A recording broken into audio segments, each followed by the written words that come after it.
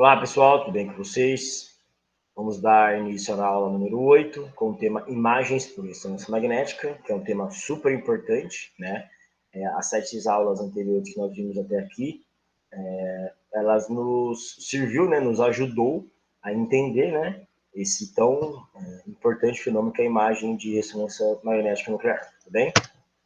Bom, o conteúdo dessa aula uma aula mais curtinha hoje. Nós vamos ver a aplicação, né, dos gradientes de campo magnético, que nós vimos na aula anterior, e nós vamos ver a aplicabilidade, né, dessa formação de imagens.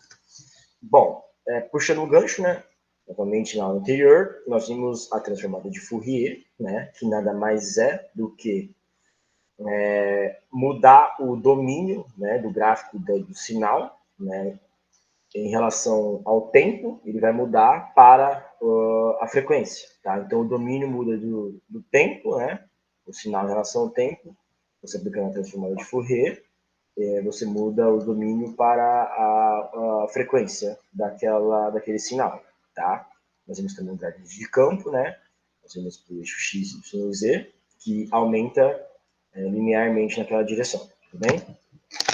Bom, então vamos lá. Vamos imaginar que nós temos primeiros experimentos, tá? O mesmo exemplo didaticamente que a gente estava falando na aula anterior, dos tubinos. Tá? O que a gente pode perceber? A gente pode perceber, fazendo aquela analogia, que nós temos diferentes tubinhos, né? Agora no eixo X e no eixo Y ali, na direção Y e direção X também. Nós temos diferentes quantidades de água, tá? E o que acontece? Vamos supor, fazer uma analogia, que a gente quer saber, pegar a imagem, né, do que está a imagem desses tubinhos aqui. Como que acontece? Como que a gente faz isso? Né? Nós vimos anteriormente que a gente consegue detectar, né, o sinal deles, né, pela transformada de Fourier, pela frequência de cada posição ali, né, dos tubinhos. E nós vamos dar continuidade com essa ideia complementando algumas coisas, tá? Então a ideia é saber como que a gente consegue captar a imagem dessas tubinhos. Imaginando hipoteticamente que eles estão numa caixa preta, a gente não consegue detectar aí de onde vem o sinal de cada um, tá? Então vamos lá. O que vai acontecer aqui? Aqueles tubinhos lá irão estar dentro da máquina de ressonância magnética, tá? Esse vetor vermelhinho aqui, ele representa a magnetização, né, nuclear, como foi explicado nas aulas anteriores. O pulso de 90 graus, ele é ligado, né, então a magnetização vai do plano Z para o plano transversal, para o plano XY. Então, beleza. Aqui, nessa situação 1, eu não tenho gradiente de campo ligado. Então, o que significa isso? Significa que toda magnetização vai estar apontada, né, tanto em X quanto em Y. As fases aqui serão as mesmas, tá? E o que acontece? Eu vou lá e ligo o gradiente só na direção X, tá? O que a gente pode perceber? A gente pode perceber que ao longo de para a mesma posição X, né? Posição X aqui, ó, ao mesmo X, a fase é a mesma. A fase é a mesma para cima aqui, esse X aqui, a fase está para a direita aqui, e nesse X a fase é a mesma para baixo. Então, se a gente for analisar, né, para o mesmo X, as fases são as mesmas. Porém, para o mesmo Y, por exemplo, nós temos fases diferentes. Tá? Então, o que acontece? Um gradiente em X ele é ligado, espera um certo intervalo de tempo até que a magnetização tenha fases diferentes ali, e esse gradiente é desligado. Tá? E o que faz para 9 componentes, né, no caso, nesse caso, o exemplo, didaticamente ficando mais fácil, faz para que esses 9 componentes sejam diferentes. É ligado um segundo campo, tá? Ao invés de ser em X agora, vai ser ligado em Y, tá? O que a gente pode perceber? Nós podemos perceber o seguinte. Se a gente for analisar para o mesmo X, tá? A fase é a mesma. Ó, ele sai daqui, ele sai daqui, ele sai daqui. Porém, as frequências são diferentes. Então, a gente não pode falar que eles são iguais, tá? Para o mesmo Y, por exemplo, né, a gente pode falar que a frequência é a mesma. Porém, as fases são diferentes. Né? Olha essa fase. Ela começa aqui, essa começa no meio, essa começa aqui embaixo.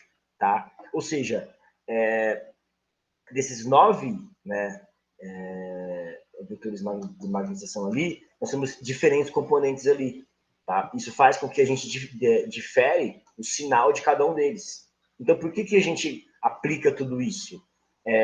Porque na hora que a gente, já dando continuidade que eu vou falar, isso vai ser importante para quê? Para que eu consiga localizar diferentes tubinhos, né, da imagem que eu quero ter, que é a detecção de sinal que eu quero ter. Então, quando eu faço isso, eu consigo diferenciar o sinal de cada posição. Isso é extremamente importante, porque, como a gente viu na aula anterior, quando eu vou ter um gráfico, né, a gente vai ter o somatório de tudo, né, de tudo que está ali misturado naquele espaço ali, tá, por causa do pensamento dos tubos. Quando a gente aplica a transformada de Fourier, o que acontece? Eu tenho, ao invés do tempo, eu tenho a frequência de cada posição. Então, por exemplo, com essa posição aqui, pensando nesse Y, essa frequência é maior. Pensando nesse X aqui, ó, essa posição em X, a frequência aqui é maior. E a frequência é proporcional que eu consigo trazer a imagem à cor. Isso que é detecção de imagem.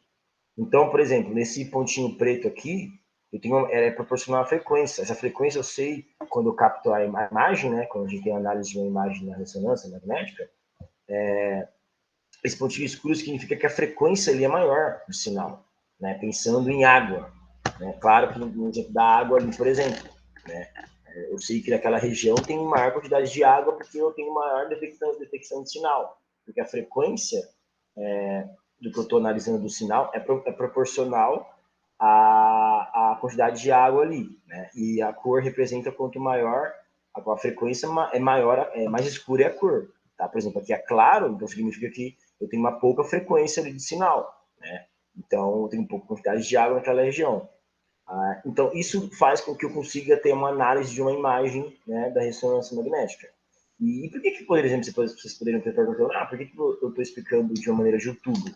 Porque quando a gente analisa, por exemplo, o osso, né, por exemplo, quando um paciente vai na máquina da ressonância magnética, né, e você vai analisar, por exemplo, o osso dele, né, uma lesão, caso do tipo, uma possível, né, evitar uma possível lesão, você vai analisar aquela região, poderia ser qualquer região, tá, não só o osso, porque o osso como exemplo.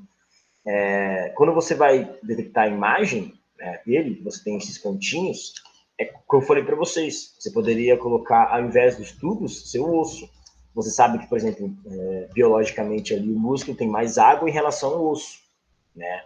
Então você sabe que se eu pego uma imagem ali, eu sei que aqui, por exemplo, é o osso, eu sei que aqui, por exemplo, já está mais, posso falar que não é o osso, né? Porque tem mais proporcional à água, né? Porque tem mais, está mais escuro, como eu expliquei para vocês, tem maior frequência de sinal, enfim.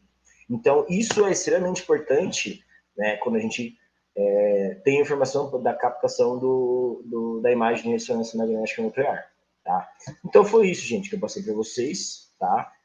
Esse fenômeno que é de extrema importância para a gente, no nosso estudo, poder explicar para vocês de uma maneira simples e didática, tudo bem? Então é isso, pessoal, obrigado.